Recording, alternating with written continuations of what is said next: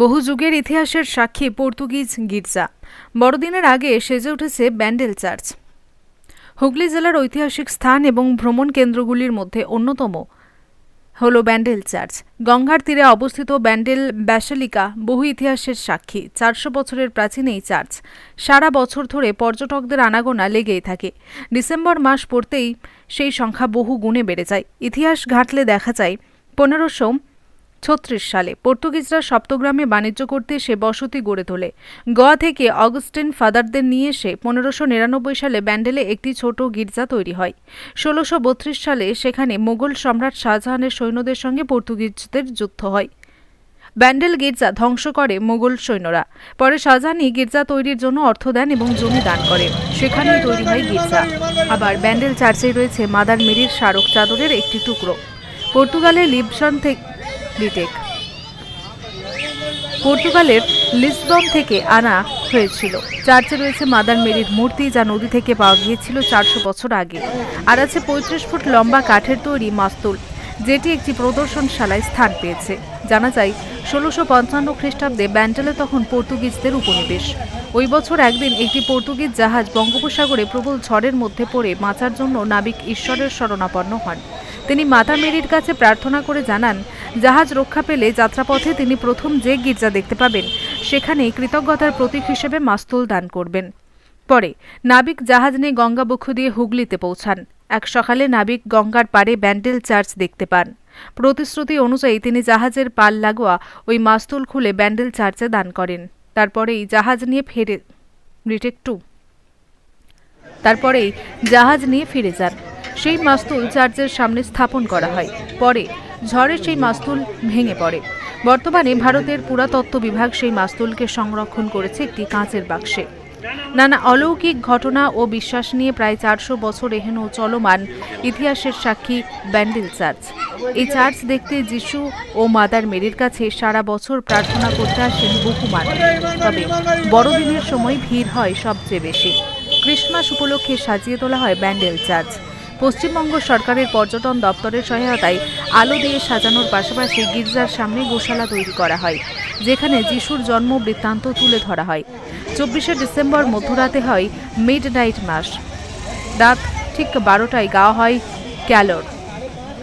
বড়দিন ও বর্ষবরণের উৎসবে অত্যধিক ভিড়ের কারণে 25শে ডিসেম্বর ও 1 জানুয়ারি এই দুদিন ব্যান্ডেল চার্চ বন্ধ থাকে দর্শনার্থীদের জন্য। তবে সেখানে গোশালা তৈরি করা হয়, সেখানে যাওয়ার অনুমতি থাকে। ব্যান্ডেল চার্চের সামনে বড়দিন উপলক্ষে মেলা বসে।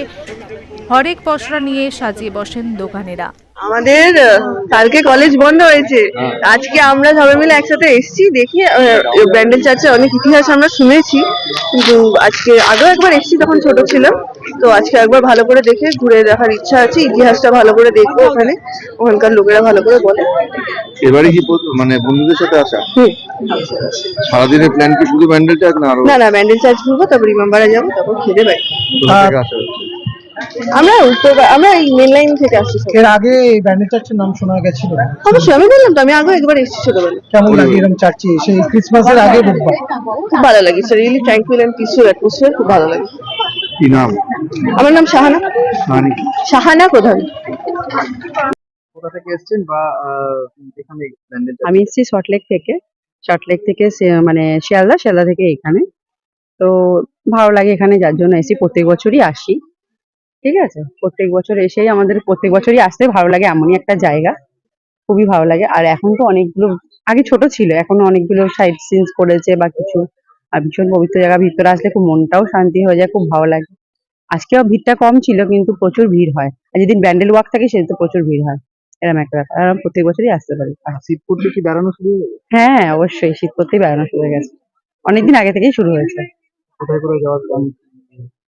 কোথায় যাওয়ার প্ল্যান, এখন অনেক জায়গায় যাওয়ার প্ল্যান চলছে। এখন তো সবাই এখানে এসছি, তারপরে শুরু করবো। এই সবে স্টার্ট হচ্ছে, যেহেতু এক্সাম গুলো সবে শেষ হয়েছে, তো সবে শুরু হয়েছে এখানে আসবো। এখানে কোনো প্রবেশ মূল্য বা কিছু লাগে? হ্যাঁ, না, প্রবেশ মূল্য কিছু লাগে না। এখানে টাকা পয়সার বলতে কোনো কিছু লাগে না সেরকম। আমাদের মন ইচ্ছা যেমন খুশি ভাবে আসি, যেমন খুশি ভাবে যাবো, কিছুই লাগে না। আর এখানে যিশুর কি দেখলেন? যিশুর মূর্তি তো বেশিরভাগ বেসিক্যালি আছে, চার্চ আছে ভিতরে, তারপরে মরিয়ম আছে, যিশুর এখানে জল আছে, পয়সা দেওয়ার জায়গা রয়েছে, পবিত্র জল যেটা বলে রক্ত দেওয়া, ওইটাও রয়েছে। এইরকম। আপনার নাম আমার নাম অপর্ণা গুপ্ত। কোথা থেকে এসেছেন বা আমরা এসেছি বেহালা থেকে, বেহালা তারাতলা থেকে। আর এই শীত পড়তে ফার্স্ট এখানে ঘুরতে এলাম, ভালো লাগলো খুবই। এখন সবে বড়দিনের জন্য সাজানো শুরু হচ্ছে, আর ভালোই লাগলো ঘুরে। কি কি দেখলেন এখানে? আপাতত তো আজকে চার্চ সাজাচ্ছিল দেখলাম, আর ওপর দিকটা সাজিয়েছে একটু, ওগুলো দেখলাম, ঘুরে দেখলাম আশেপাশটা, ভালো লাগলো। আর এখানেও গাছগুলো নতুন করে লাগিয়েছে, ডেকোরেশন করেছে, খুবই ভালো লাগলো। এর আগে আসুন। হ্যাঁ, আমরা ছোটবেলা থেকে প্রায় প্রত্যেক বছরই আসি, বড়দিনের আগে একবার করে ঘুরে যাই। ইতিহাসটা কি জানেন? ইতিহাসটা হচ্ছে ওর যিশুর জন্ম নিয়ে এইটুকুনি আমি জানি, পুরোটা তো এখনো জেনে উঠতে পারিনি। আপনার নাম? আমি প্রিয়াঙ্কা দাস গায়েন। সামনে তো বড়দিন আসছে, তো এটা একটা ঐতিহ্য রয়েছে। মানুষ কিভাবে আসবেন এখানে, মানে এখানে এলে কি কি সুবিধা পাবেন, জলের ব্যবস্থা বা টিকিটের কোনো মূল্য রয়েছে কিনা একটু যদি ব্যাখ্যা করবেন। আমাদের গির্জাটা প্রত্যেক দিন খোলা আছে, সকাল 8টা থেকে বিকাল 5টা অবধি খোলা আছে। এখানে কোনো টিকিট বা ওরকম কোনো কিছুই লাগে না, সবাই এন্ট্রি করতে পারবে। পুরো প্রার্থনার হল আর উপরে ব্যালকনি এগুলো সব খোলা আছে দর্শনার্থীদের জন্য। আর শুধু দুটো দিন বছরে এটা বন্ধ থাকে, 25শে ডিসেম্বর আর 1 তারিখ জানুয়ারি। কয়েক বছর আগে একটা অঘটন মতন একটা সিচুয়েশন এসেছিল, তাই জন্য ডিএম এর অর্ডার দিয়ে এই 2 দিন এত ভিড় আসে বলে ওই 2 দিন বন্ধ করে রাখা হয়। আমাদের এখন বড়দিনের দিন প্রস্তুতি চলছে। বড়দিনের লাইট বাইরে সাজগোজ সব ট্যুরিজম ডিপার্টমেন্ট থেকে ওরা ব্যবস্থা করে দেয়। আমাদের বর্তমান মুখ্যমন্ত্রী মমতা ব্যানার্জি ওরকম একটা ব্যবস্থা আমাদের করে দেন। ট্যুরিজম ডিপার্টমেন্ট আগে এসে গিয়েছে, এখন মোটামুটি ওটা কাজ আরম্ভ হয়ে যাবে 1 সপ্তাহের মধ্যে।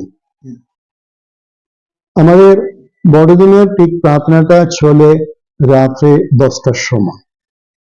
24 তারিখ রাত 10টার সময় আমাদের ওই বড়দিনের প্রার্থনা চলে।